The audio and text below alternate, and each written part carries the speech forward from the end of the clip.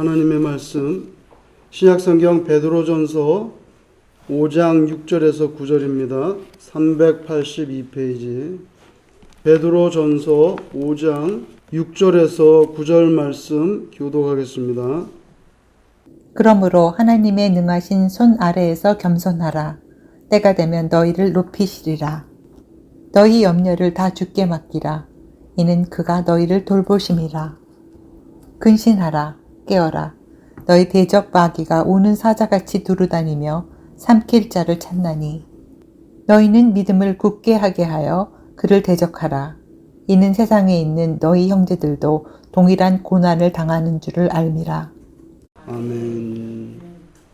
특별히 이 편지가 쓰여질 시대에는요, 예수님을 믿는다는 것이 오늘날 우리처럼 이렇게 편안한 형편이 아니고 목숨을 내걸고 잡히면 죽는 그런 아주 극단적인 핍박의 현장에서 살았던 분들에게 보낸 편지이기 때문에 여기 보시면 너희 형제들도 동일한 고난을 당하는 줄을 알미라. 무슨 말입니까? 자기가 아주 괴롭고 힘들 때는 이 세상에 자기만 힘든 거로 착각이 드는 거예요. 다른 사람은 다 괜찮게 살고 형편이 좋은 것 같은데 나는 왜 이렇게 되는 일이 없고 정말 나 혼자 괴로움을 당하는 듯한 그런 잘못된 착각에 빠질 수가 있기 때문에 베드로께서 여기에 다 너희 형제들도 동일한 고난을 당하는 줄을 안다. 당신뿐만 아니라 다른 사람들도 신앙을 위해서 목숨을 내걸고 신앙의 경주를 달려가고 있다. 잊지 마라. 그런 말씀을 하는 거죠. 이 베드로 전서는 확실하지 않지만 로마의 그 유명한 네로 황제, 아주 기독교를 핍박했던 황제죠. 네로 황제의 그 핍박 중에 쓰여진 그런 편지로 추측합니다. AD 64년쯤에. 바울도 62년, 63년 그쯤에 순교했죠. 순교했습니다. 베드로도 순교하기 전에 아마 보낸 편지가 아닌가. AD 64년쯤에 쓰여진 것으로 그렇게 학자들이 추측하는데요. 오늘 본문은 이 편지의 마지막 부분, 마무리 부분이 아니겠습니까? 여기에도 보면 사실은 이 편지를 받는 사람들의 형편, 즉 편안하지 않아요. 박해를 받는 그런 상황이 여기 반영이 되고 있단 말이죠. 그런 형편에 놓여 있는 사람들에게 베드로는 이 편지의 마지막 부분에 겸손하게 사세요. 하나님을 믿고 신뢰하고 사세요. 늦어지지 말고 근신하고 힘들지만 핍박이 있지만 깨어서 근신하며 사세요. 이렇게 세 가지를 여기에 마지막 부분에 요청합니다. 겸손하라. 하나님을 신뢰하라. 왜냐하면 너무 핍박이 심하니까 하나님이 계신 거야 안 계신 거야? 왜 안 도와주시지? 이런 형편이 되니까 신뢰하라. 신뢰의 끈을 놓지 말라는 거예요. 너무 삶이 고단하니까 늦어지거나 퍼질 수가 있는데 그렇게 하면 안 된다. 근신하라. 그러면서 마귀의 세력을 사자에 표현했는데요. 사자에 빗대어 표현했는데 이것은 사실은 시편 22편 13절에 나오는 말씀입니다. 거기에 보면요. 입을 벌리고 부르짖는 사자라는 말이 나옵니다. 악한 세력, 사탄의 세력이 뭐라고 표현하느냐? 입을 벌리고 부르짖는 사자라고 시편 22편 13절에 묘사하고 있는데 그 말씀을 인용한 거예요. 마귀는 그렇게 신자들에게 괴롭히려고 달려든다는 거죠. 하나님께서는 그리스도인들이 고난 속에 있더라도 오히려 그들의 믿음이 증명이 되는, 여러분 편안할 때는 다 잘 믿는 것 같아. 그런데 뭘 요구해? 목숨을 내놓으세요. 하나님이 뭘 요구하면은 시대가 뭘 요구하고 내가 신앙을 지켜야 되는 수준이 되면요. 그러면 믿음을 증거하기가 점점 어려워져.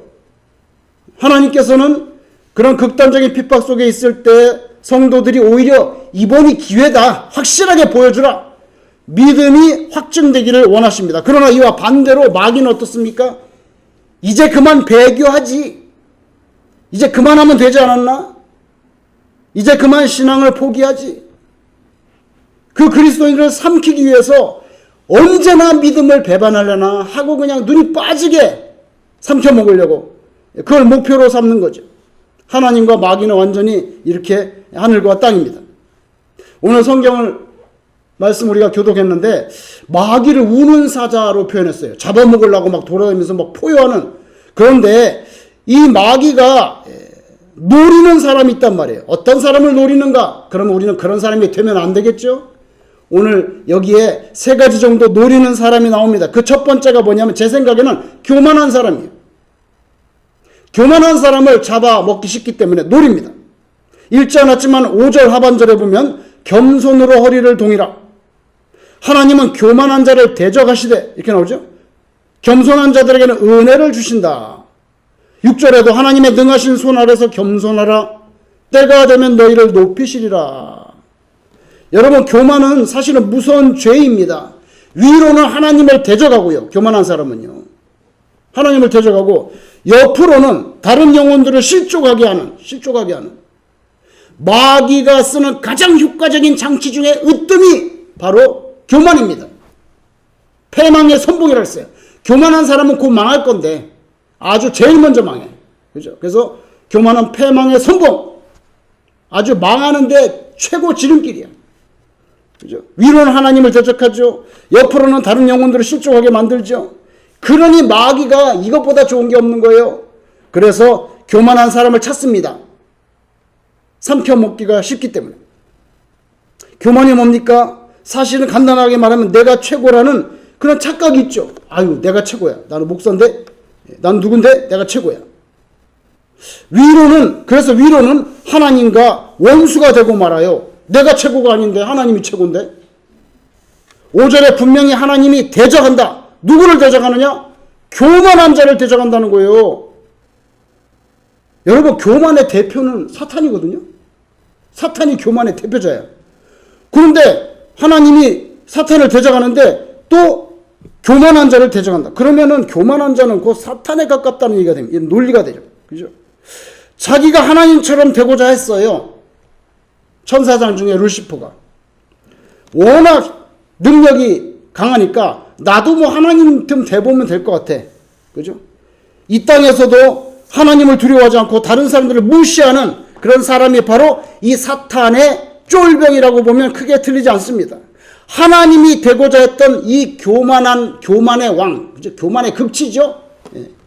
이 루시퍼가 곤두박질 쳐가지고 사탄이 되잖아요. 이게 어디 나오냐? 이사야 14장에 나옵니다. 이사야가 이걸 안 밝혀줬으면 우리는 사탄에 대해서 어떻게 사탄이 생겼지? 굉장히 좀 두리뭉실하고 아주 안개가 있는 것처럼 이렇게 아주 베이그했을 텐데 다행히 이사야가 정확하게 알려줬어요. 이사야 14장 12절에서 15절에 보니까 사탄에 대해서 설명을 하는데 너 아침의 아들 계명성이요. 어찌 그리 하늘에서 떨어졌으며 하늘에서 떨어졌다는 거예요. 너 열국을 엎은 자요. 모든 나라를 엎을 만한 그런 권세를 가졌는데 너 열국을 엎은 자요. 어찌 그리 땅에 찍혔는고. 하늘에서 떨어져가지고 그냥 땅에 처박혔어. 찍혔는고. 네가 네 마음에 이르기를 자 보세요. 내가 하늘에 올라 하나님의 묵별 위에 그래서 하나님의 묵별 위에 내 자리를 높이리라. 내가 북극 지폐의 산 위에 하여튼 위를 좋아해. 산 위에 앉으리라. 가장 높은 구름에 올라가. 여기 보세요. 이 사탄은요. 하여튼 교만에서 제일 꼭대기. 가장 높은 구름에 올라가 지극히 높은 이와 같아지리라 하는도다. 하나님처럼 되겠다는 자기 하나님 되겠다는 거예요. 여기 사탄이요. 원래 천사장 루시퍼죠. 근데 이 루시퍼 천사장이 자기가 하나님이 되려고 그 교만이 극에 달해서 그럼 하나님 가만히 계시겠어요? 탁 쳐가지고 땅으로 쳐박아버려요. 감히 스스로 하나님처럼 되고자 했던 모습이 기록되어 있는 거예요. 그러나 이제 네가 수월 곧 구덩이 맨 밑에 떨어짐을 당하리로다. 그래서 그냥 하늘에서 쫓겨났어요. 공중권세는 잡았는데 하늘에는 없어요. 쫓겨났어요. 전쟁이 붙었죠. 미가엘과 전쟁이 붙었는데 미가엘이 루시퍼를 쳐내잖아요. 그래서 땅으로 떨어졌어요. 그럼에도 불구하고 또 이 땅에서도 인류의 시조 아담과 하와를 갖다가 꼬드겨가지고 교만하게 살살살살 긁어가지고 타락하게 만들었죠. 야, 모든 걸 먹지 말라고 그랬어? 아니, 다 먹어도 되는데, 요 선악과를 해서 말을 하게, 자기 입으로 말을 하게, 선악과는 이 나무 중앙에, 동산 중앙에 이건 먹지 말라는데, 왜 먹지 말라는 줄 알아? 그거 뭐 눈이 밝아지거든. 그래서 하나님처럼 되는 거야. 그러니까, 오, 그래? 오, 그렇구나.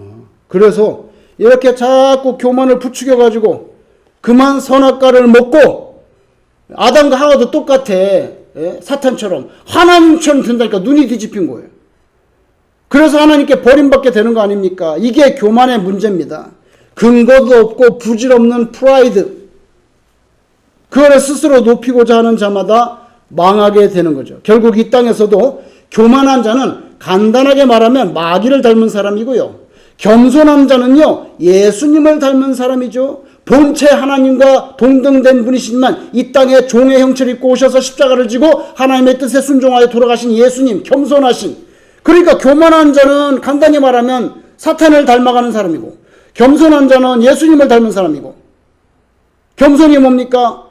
내 힘으로 살 수 없다는 것을 아는 거죠. 내 힘으로 구원을 이룰 수 없다는 거, 하나님의 은혜 그 능력으로 구원을 받고 이 땅에서도 매번 하나님이 베푸시는 그 정밀하시고 풍부한 그 은혜로밖에 나는 살 수가 없다. 그걸 분명히 믿고 확신하는 자. 그래서 겸손한 자는요, 간단합니다. 뭐 간단하냐? 내 머리 위에 하나님이 계시다. 그것만 안 잊어버리면 돼.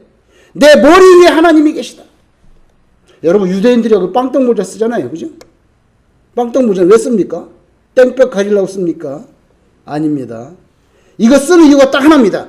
이거를 쓰면서 내 머리 위에 누가 계세요?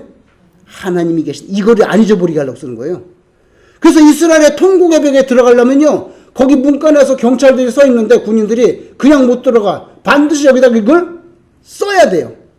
이거 안 쓰면은 통곡의 벽에 들어갈 수가 없다고, 광장에. 그 옆에 보면 바구니 빵떡 모자가 그냥 쌓여 있어요. 아무거나 집어서 여기다 탁 얹고 들어가야 돼. 근데 어떨 때 관광객이 많으면은 그게 다 떨어지는 수가 있어요. 그럼 못 들어가. 뭐라는 줄 알아요? 신문지라도 이렇게 대고 들어가라. 신문지라도 대고 들어가게 해줘. 근데 반드시 뭔가를 대야 돼. 근데 왜 되는지 몰라, 사람들이 그거를. 정신이 있어요. 내 머리 위에 하나님이 계시다는 거. 요거 겸손한 거죠. 근데 루시퍼는 이 끝까지 하나님 위로 올라가려고. 그죠? 마귀는 늘 삼킬 만한 자가 있는가 두루두루 다니면서, 근데 여러분, 악한 교만한 영의 소유자, 요거 자기 밥이야. 그래서 여러분, 우리가 마귀를 대적하는 첫 번째 방법이 뭐냐면요, 간단합니다. 마귀를 대적하는 첫 번째 방법은 하나님 앞에서 겸손하게 사는 거. 여러분, 이 겸손한 자는 하나님의 은총, 하나님의 보호하심, 하나님의 능력을 간구하죠. 겸손하니까. 계속 하나님께 요청하잖아요. 하나님 도와주세요. 이렇게 해주세요. 하나님의 뜻이 뭔가요? 하나님께 기도하고 간구하잖아요. 그리고 하나님은 그 자녀들을 확실하게 보호해 주시죠. 왜냐하면 자기 새끼니까, 자기 자녀니까, 자기 백성이니까. 우리는 하나님 앞에서 정말 진실되게 겸손한 자가 돼가지고요, 사탄이 두루 찾는 그런 교만한 모습에서 완전히 벗어날 수 있기를 주의 이름으로 축원합니다. 이거 중요합니다. 거들떠 안 봐요, 겸손한 자는. 왜? 쉽게 안 넘어오거든. 교만한 자는 탁 치면 바로 넘어오니까. 두 번째로 여러분, 원수 사탄이 노리는 자가 누구냐는 거예요. 교만한 사람. 근데 두 번째는 뭐예요? 염려가 많은 사람. 이건 아주 좋아. 염려가 많은 사람. 7절에 너희 염려를 다 주께 맡기라. 이는 그가 너희를 take care of. 돌보신다. 하나님이 돌보시니까 제발 염려를 하나님께 맡겨라. 사람은 누구나요, 염려할 때 마음이 불안해지죠. 약해져요. 근데 마귀는 그 틈을 타고 치고 들어옵니다. 아우, 내가 지금 은행 잔고가 조금 달랑달랑한데 전기세도 내야 되고 달랑달랑하네. 염려가 됩니다. 그죠? 아, 내가 지금 여기 몸에 여기 아파가지고 지금 의사를 만나봐야 되는데 뭐 찍어보라 그래가지고 중병이면 어떡하지? 아, 이거 가는 게 겁나네. 의사한테 가는 게 겁나네. 뭐 하여튼 염려거리가 생기는데 그 틈을 치고 들어오죠. 그래서 우리의 염려와 불안을요, 실체가 없이 증폭시키는 거예요. 우리가 염려하는 많은 부분들은 실제로 일어나지 않습니다. 실제로 일어나지 않아요. 근데 일어나기도 전에 여기에다가 그냥 가득 일어날 것처럼 걱정을 하고 사는 거예요. 근데 그러면 사탄이 더 재미가 있어가지고 아주 그냥 실체가 없는데 그 의심과 불안을 증폭시키는 거예요. 그렇지. 가보면 말이야, 막 암이라 그럴지도 몰라. 뭘 할지도 몰라. 망할지도 몰라. 그래도 소심증 환자로 우리를 만들어버려요. 극심한 마음의 갈등을 막 부대끼게 만들어요. 낙심하게 만들고. 하나님이 나를 사랑하시는 거야, 이거 확실히? 하나님의 사랑을 결국에는 의심하게 만들어서 마침내는 하나님께 원망하는 마음에 싹이 트게 만드는 거예요. 싹이 트게 만드는 거예요. 그걸 좀 해주시지, 그걸 안 해주시고. 어떻게 그렇게, 그거 해주시면 될 건데 안 해주시고. 그래서 믿는 사람이 심한 염려에 빠진다는 것은 마귀 앞에서 일종의 무장 해제당하는 거예요. 치고 들어온단 말이죠. 그래서 성경은 염려를 불신앙의 산물로 간주합니다. 염려하는 것 자체가 신앙이 없는 것으로 간주하는 거예요. 간주하는 거예요. 내 영혼과 운명의 진정한 주인이신 주님께 모든 것을 확실하게 맡겼다면 염려도 어디로 가야 돼?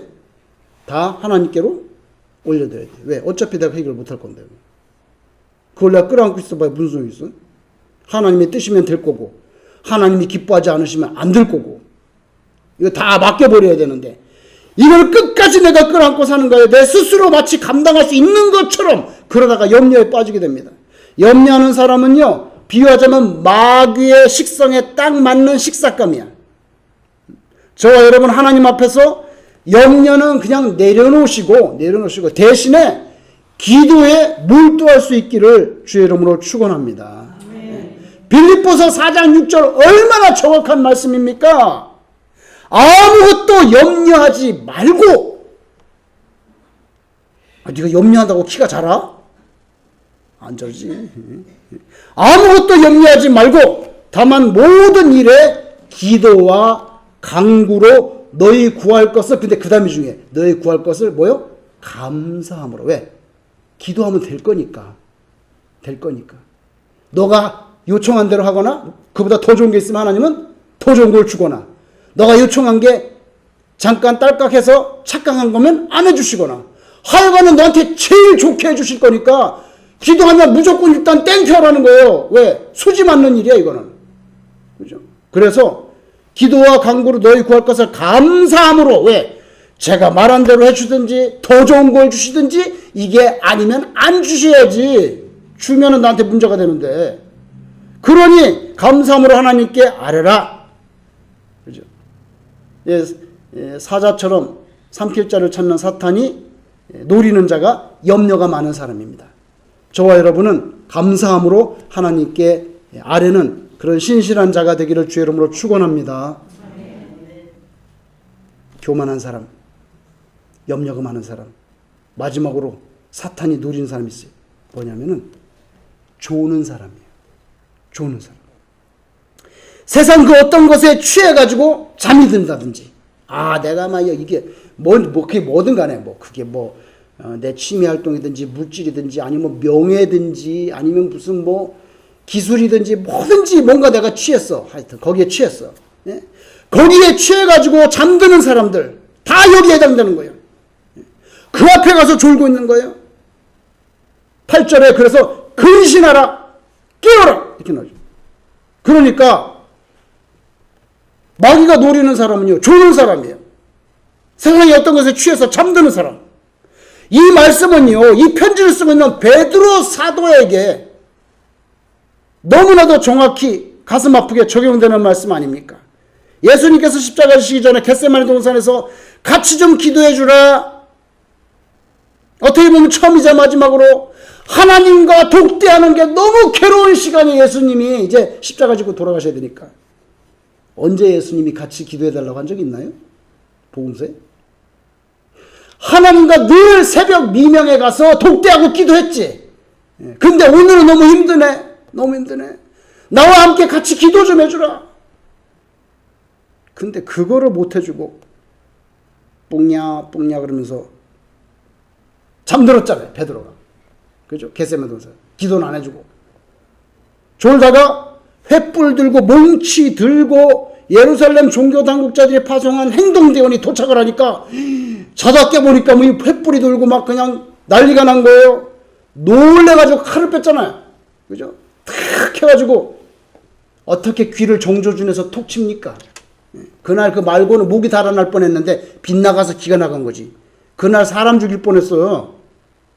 사람 죽일 뻔했다고. 정신 안 차리고 졸다가 벌떡 깨면 햇빛이 막 횃불하고 막 난리가 나니까 막 이게 뭐야 해가지고 칼 휘두르니까 그죠? 근신하고 깨어있지 못했기 때문에 갑자기 자다가 벌떡 깨니까 칼 나오잖아요. 칼. 무엇보다도 나중에 대단치도 않은 여종 앞에서 그 여종 앞에서도 두려워가지고 나는 네가 무슨 말 하는지 모르겠어. 나 예수를 모르는데. 나 그런 사람 몰라. 뭘 몰라 모르기는. 네 말이 너를 증거한다. 무슨 말인지 아세요? 네 말이 너를 증거한다니. 네가 말하는 게 나사렛 예수 제자라는 거, 그 같은 나사렛 예수 같은 편이라는 거, 네 말이 증거한다. 이게 무슨 말이에요? 갈릴리 사람이거든. 베드로가. 갈릴리 사투리가 있어요. 갈릴리 사투리. 히읗, 키역 이 발음 잘 못합니다. 히읗, 키역 이런 발음 잘 못해. 갈릴리 사람들. 그죠? 영어로 거트럴스 발음 이거 발음 잘 못한다고. 그러니까 나는 막 모른다 막 그런데 딱 보니까 너 갈릴리 출신인데 뭐 네 말이 너를 증거하구만. 너 갈릴리 사투리 쓰고 있는데 딱 들통난 거야. 어이 너 모른다고. 그 대단치도 않은 여종 앞에서 3번이나 예수님 모른다고 했죠. 주님을 따르고자 하는 자는 자기를 부인하고 십자가를 지고 따르라고 그렇게 가르쳐 주셨는데 베드로는 결정적인 순간에 자기를 부인하는 게 아니라 예수님을 부인하고 있는 거예요. 오늘 8절에 근신하라. 요 단어 근신하라. 근데 정확히 무슨 단어일까 이게? 헬라어 원문 성경을 찾아보니까 여기 한국말로 근신하라는 단어는요. 정확히 말하면요. 술 취하지 않은 이런 뜻입니다. 정확히 말하면 소버 술 취하지 않은. 술 취하지 않고 맨정신 똑바른 정신 상태를 가리키는 단어예요. 근데 이걸 근신하라고 표현했어요. 근데 정확한 말하면 술 취하지 않은 이런 뜻입니다. 형용사. 성령 충만한 가운데 사는 것이 아니라 세상의 그 무엇이든 간에 그게 뭐든 간에 그 무엇에 취해서 사는 거, 깨어있지 못하고 졸고 있는 거, 영적으로 잠들어 있는 거, 이거 사탄 마귀가 가장 좋아하는 모습이야. 졸거나 잠든 사람은 마귀의 밥이야. 마귀의 불로소도 그냥 지나가면서 탁 가져가면 돼. 이건 왜? 졸고 앉아있으니까. 잠들었으니까. 그래서 데살로니가전서 5장 6절 데살로니가 교회에 바울이 정확하게 말씀하네요. 그러므로 우리는 다른 이들과 같이 자지 말고 이렇게 나옵니다. 우리는 다른 이들과 같이 자지 말고 오직 깨어 정신을 차릴지라. 바울이 데살로니가 교회에 이런 말씀을 보냈더라고요. 저와 여러분이 영적으로 늘 근신하고 깨어서 기도하기를 축원합니다. 여러분 지금은 말세입니다. 말세예요. 예의와 염치를 차리시고, 예? 좀 예의와 염치를 차리시고, 내가 맡은 직분, 자신의 직분과 관련된 의무를 좀 잘 이행하시고, 내가 맡은 직분에 의무 이행에 모자람이 없는 그런 점잖은 도덕군자가 되십시오. 예수 믿는 사람이지만 먼저 인간이 되십시오. 그렇게 가르치는 윤리적인 수준의 신앙생활에 만족할 때가 아니라는 거예요. 아유, 그 사람은 참 예의가 있어, 염치가 있고 말이야. 사람이 자기 일 잘하고 말이야. 예? 그런 도덕군자 수준에서 만족할 그런 윤리적인 수준의 신앙생활에 그칠 때가 아니라는 거예요. 말세기 때문에. 또한 종교적인 지적 수준, 예? 뭐 성경도 많이 아시고 뭐 아는 게 많아. 하여튼 간에 그런 종교적인 지적 수준의 함양, 그런 지식적인 고상한 신앙세계의 어떤 관념적인 유의의 약간의 만족감과 뿌듯함을 느끼는 듯한 그런 거 유지하는 정도로 그치는 것으로 족하게 여길 수 있는 그런 시대가 아니라는 거예요. 지금은 분명히 사탄 마귀가 심하게 날뛰는 악령들이 고상하고 효율적인 것으로 보이는 문화 뭐 단전호흡을 하시죠. 건강에도 좋습니다. 뭐 길을 배우시죠. 뭐 하여튼 뭐 문화, 과학기술 아주 효과적이고 믿을 만한 언론 이런 것들을 이용해 가지고 정말 순수하고 진정한 신앙으로 좁은 길을 걸어가려고 하는 사람들을 넘어뜨리려고 혈안을 하고 있는 게 이 시대에 말세란 말이에요. 사탄이란 말이에요. 여러분, 코로나가 이제 다 끝났죠?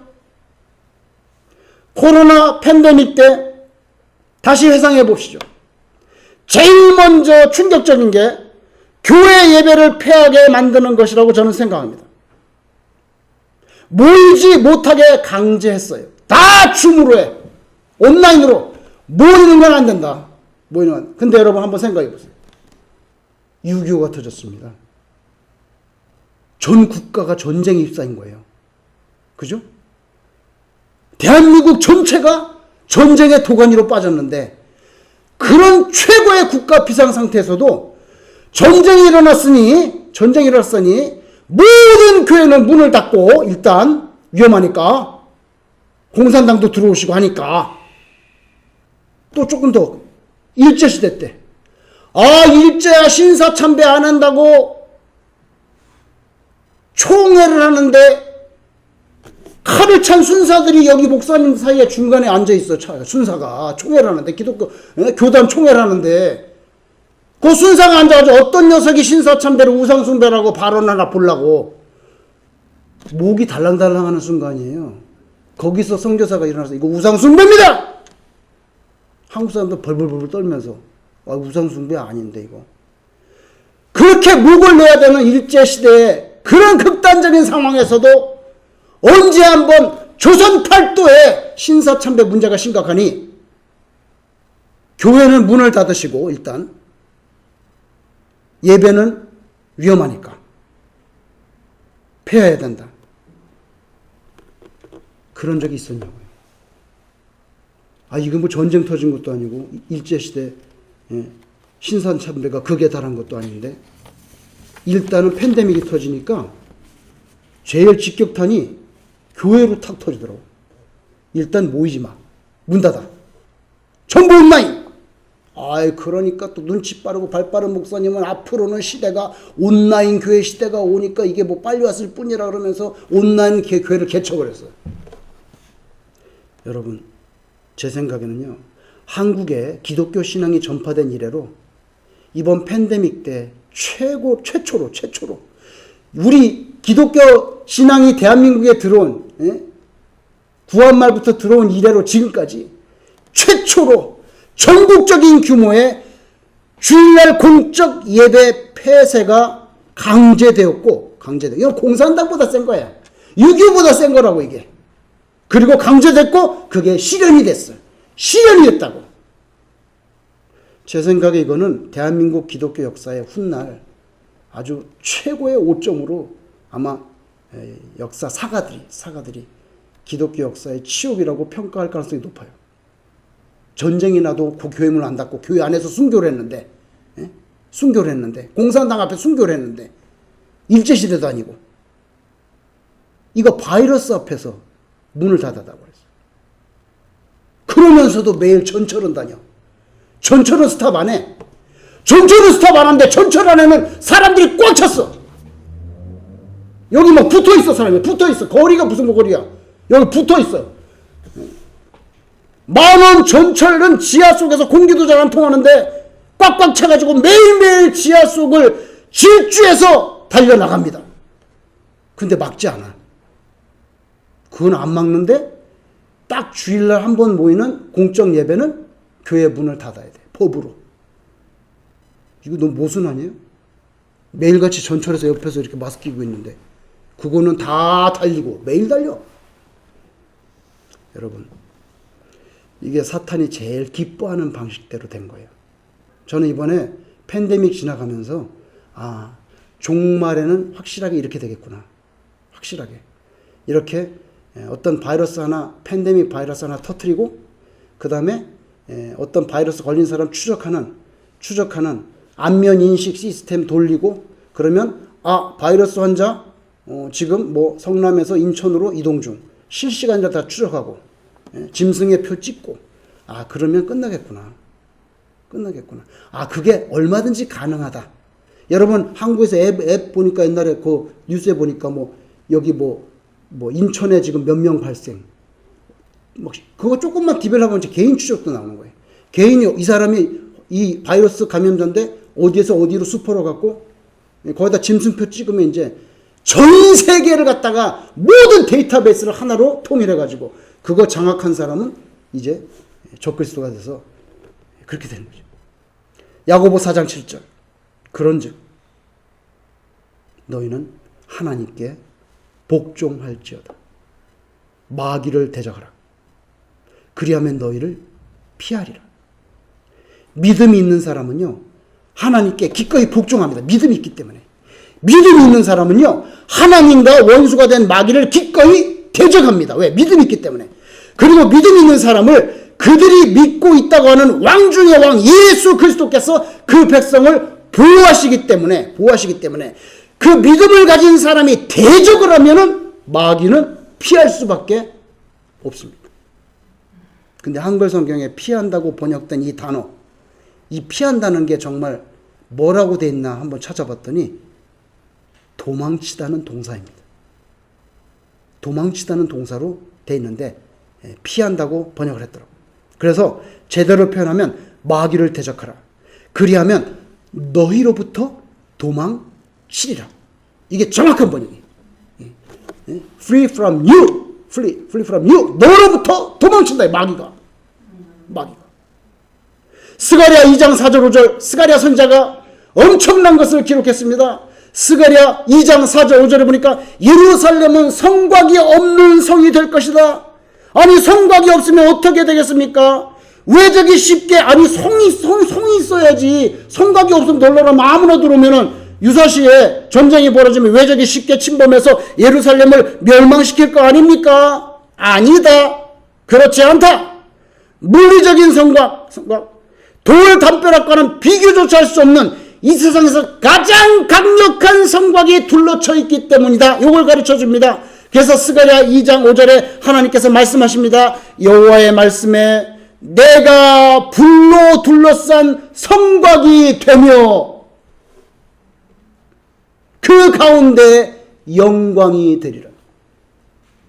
예루살렘 성곽 필요 없어. 왜? 내가 불로 싸고 있는 성곽이 되어줄 거고 내가 그 안에서 너희들에게 영광을 받게 될 거다. 그래서 돌 담벼락 대신 하나님께서 친히 당신의 백성이 있는 예루살렘에 불로 둘러싼 성곽, 불성곽. 영어 성경에 보니까 wall of fire. 불이 완전히 감싸고 있는 하나님의 백성, 주의 자녀가 되었다면 하나님의 보호하심은 당연히 받게 되는 은총인 줄로 믿습니다. 왕이 왕의 백성을 보호하지 뭐 하겠습니까? 하나님이 자기 자녀인데 자기 새끼인데 그거 보호하지 않겠습니까? 너무나 당연한 은총입니다. 불성곽입니다. 불성곽. 사탄이 결코 함부로 할 수가 없어요. 우리가 아주 겁 없이 두려움 없이 그러나 반드시 믿음이 있어야 대적할 수 있는 것. 그게 바로 사탄이에요. 하나님의 능하신 손 아래서 겸손한 것. 세상 염려를 다 하나님께 맡기는 절대적인 신뢰. 그리고 세상의 그 어떤 것에서도 취하거나 그것 때문에 졸지 않고 성령의 충만함을 받아서 근신해서 깨어있는 영혼. 요건 건들지 못해요. 그래서 겸손, 신뢰, 근신. 베드로가 요구하는 거예요. 왜? 그 시대가 마귀가 그렇게 핍박하는 시대이기 때문에.